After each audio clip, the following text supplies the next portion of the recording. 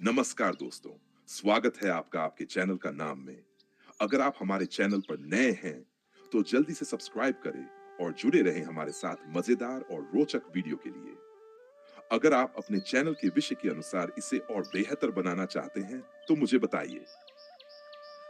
रानी के दो पतियों की कथा, एक बौद्ध दृष्टिकोण। भूमिका: प्राचीन भारत के एक समृद्ध राज्य में एक सुंदर, बुद्धिमान और दयालु रानी थी जिसका नाम वसुंधरा था। वह अपने राज्य की प्रजा से अत्यधिक प्रेम करती थी और धर्म के मार्ग पर चलने में विश्वास रख सकती थी। लेकिन उसकी कहानी साधारण नहीं थी। वह दो पतियों की पत्नी थी और उसके जीवन ने सभी को करुणा, वचुआ, धर्म और सच्चे प्रेम का अर्थ सिखाया। यह कथा केवल एक स्त्री की नहीं, बल्कि उन मूल्यों की है जो बौद्ध धर्म में उल्लेखित है: अनिच्छा, अनित्य, दुख, अस्थिरता और अनात्म स्वभाव का भ्रम। ये कहानी बताती है कि मुक्ति प्रेम और भौतिक बंधनों से परे है। अध्याय 1: जन्म और भविष्यवाणी। राजा अनंत देव और रानी सुमित्रा की पुत्री वसुंधरा बचपन से ही विलक्षण बुद्धि की थी। जब वह जन्मी, तब एक बुद्धिमान साधु ने भविष्यवाणी की, यह कन्या केवल एक राजा की रानी नहीं बनेगी, बल्कि दो राजाओं से उसका संबंध होगा। लेकिन उसका हृदय केवल सत्य और धर्म के लिए धड़केगा। वह इस जन्म में एक महत्वपूर्ण सीख प्राप्त करेगी और अंततः मोक्ष का मार्ग अपनाएगी। राजा और रानी इस भविष्यवाणी को सुनकर चिंतित हो गए, लेकिन समय के साथ वे इसे भूल गए। अध्याय 2: प्रेम और विवाह। वसुंधरा बड़ी हुई और उसकी सुंदरता व गुणों की चर्चा दूर दूर तक फैल गई। कई राजाओं ने उससे विवाह की इच्छा जताई, लेकिन अंततः उसका विवाह मगध के प्रतापी राजा विक्रमसेन से हुआ। विक्रमसेन एक वीर और न्यायप्रिय राजा थे, लेकिन उन्हें अपनी शक्ति पर अत्यधिक अभिमान था। वसुंधरा ने उनसे प्रेम किया, लेकिन उसने देखा कि राजा का हृदय अभी भी अहंकार से भरा था। एक दिन एक सन्यासी ने राजा से कहा, राजा, जो कुछ भी तुम देख रहे हो वह सब नश्वर है। शक्ति, सौंदर्य, धन, सब कुछ एक दिन मिट जाएगा। राजा ने हंसते हुए उत्तर दिया, मेरी शक्ति और साम्राज्य अमर हैं। मैं इस संसार का रक्षक हूं। वसुंधरा ने यह सब सुना और मन में सोचा, यदि मेरे पति को अहंकार से मुक्त न किया गया, तो उनका भविष्य अंधकार में होगा। अध्याय 3: युद्ध और दूसरा विवाह।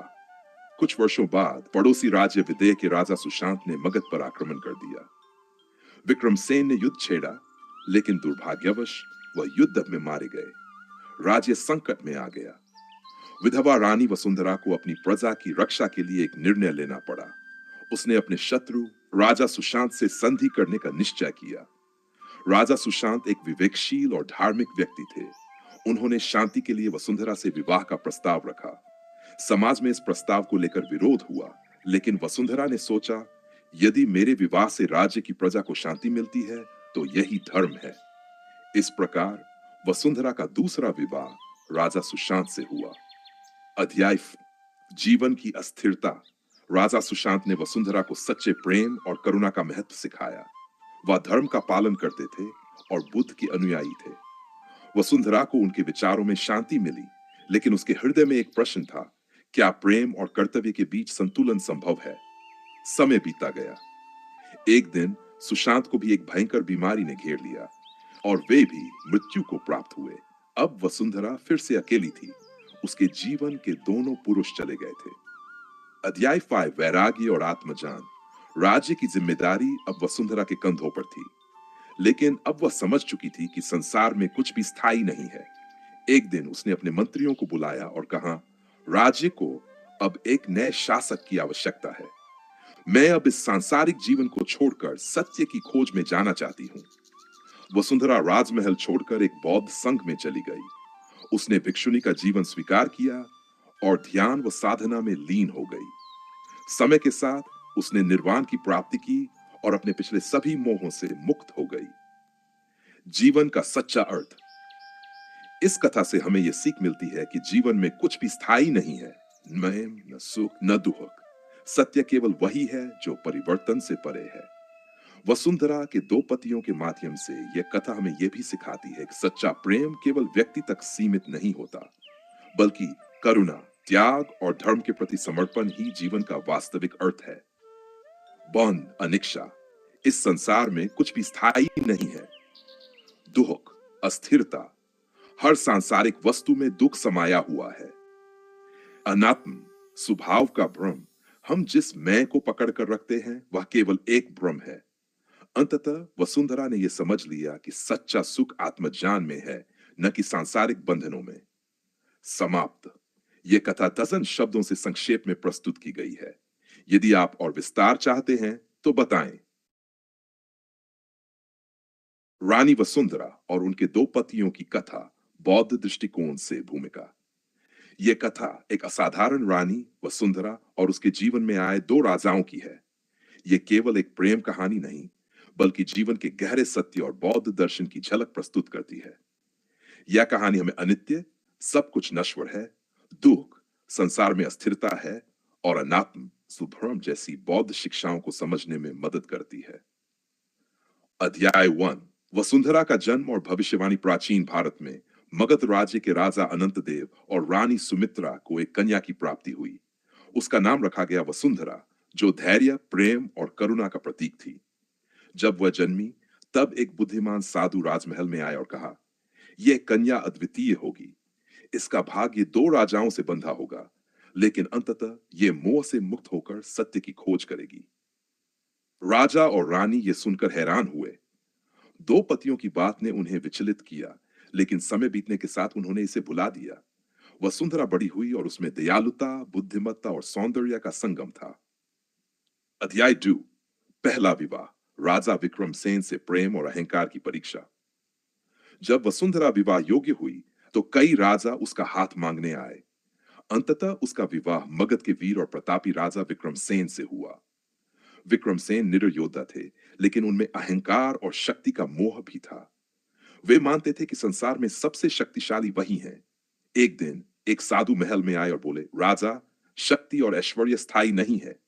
विक्रमसेन हंसकर बोले, मेरा साम्राज्य अटूट है, मेरी तलवार ही न्याय है। वसुंधरा ने यह सुना और सोचा, यदि मेरे पति अपने अहंकार से मुक्त न हुए तो विनाश निश्चित है। अध्याय 3। युद्ध और विनाश। कुछ वर्षों बाद पड़ोसी राज्य विदेह के राजा सुशांत ने मगध पर आक्रमण किया। विक्रमसेन युद्ध में गए, लेकिन उनकी अहंकार और अविचारपूर्ण रणनीति के कारण वे पराजित हो गए और मारे गए। मगध संकट में आ गया। जनता भयभीत थी। वसुंधरा को राज्य बचाने के लिए कोई उपाय सोचना था।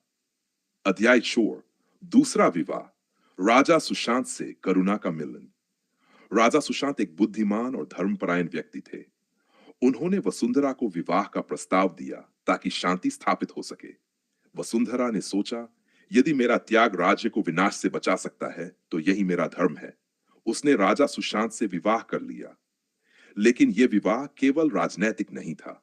राजा सुशांत ने वसुंधरा को ध्यान, करुणा और बौद्ध शिक्षाओं का परिचय कराया। उन्होंने कहा, संसार में न कोई जीतता है, न कोई हारता है। हम सभी केवल परिवर्तन के प्रवाह में हैं। धीरे धीरे वसुंधरा को सत्य की अनुभूति होने लगी। अध्याय 5। जीवन का अनित्य स्वरूप। कुछ वर्षों बाद सुशांत को एक गंभीर रोग हुआ। एक दिन वसुंधरा उनके पास बैठी थी। राजा बोले, प्रिय वसुंधरा, तुमने मुझे प्रेम और शांति सिखाई, लेकिन अब समय आ गया है कि तुम स्वयं सत्य की खोज करो। कुछ दिनों बाद सुशांत का निधन हो गया। अब वसुंधरा फिर अकेली थी, लेकिन इस बार वह दुखी नहीं हुई। उसने समझ लिया था कि संसार का हर रिश्ता अस्थायी है। अध्याय 6। वैराग्य और आत्मज्ञान। राज्य की जिम्मेदारी अब मंत्रियों के हाथ में थी। वसुंधरा ने सिंहासन छोड़ दिया और बौद्ध संघ में शामिल हो गई। वह भिक्षुणी बन गई और ध्यान व साधना में समय बिताने लगी। उसने समझा कि अन, अनित्य, अनिका, हर वस्तु बदलती है। सुख, दुख, प्रेम और शोक सभी नश्वर हैं। दुख, संसार में सब कुछ पीड़ा से भरा है, क्योंकि हम अस्थायी चीजों से लगाव रखते हैं। ब्रे, मैं कोई स्थायी सत्ता नहीं है, बल्कि ये केवल विचारों और भावनाओं का प्रवाह है। वर्षों बाद ध्यान करते हुए वसुंधरा को निर्वाण की प्राप्ति हुई। उपसंहार, जीवन का सच्चा अर्थ। रानी वसुंधरा की कथा हमें सिखाती है कि 1, शक्ति और अहंकार विनाश की ओर ले जाते हैं। राजा विक्रमसेन का उदाहरण।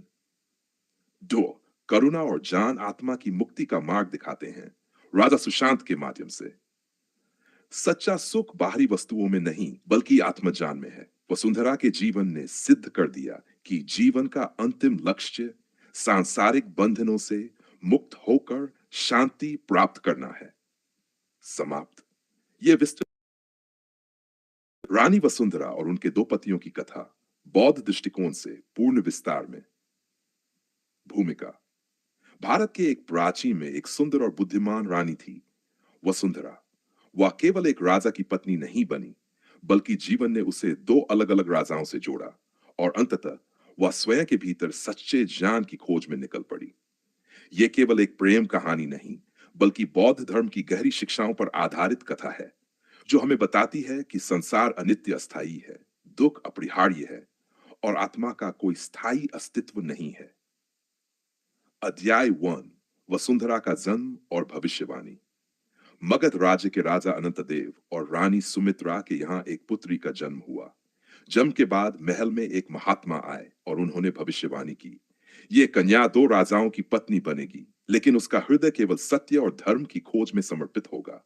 वह अंततः सांसारिक मोह को त्याग कर आत्मज्ञान की ओर अग्रसर होगी। राजा और रानी ये सुनकर चिंतित हुए, लेकिन समय बीतने के साथ ये भविष्यवाणी पीछे छूट गई।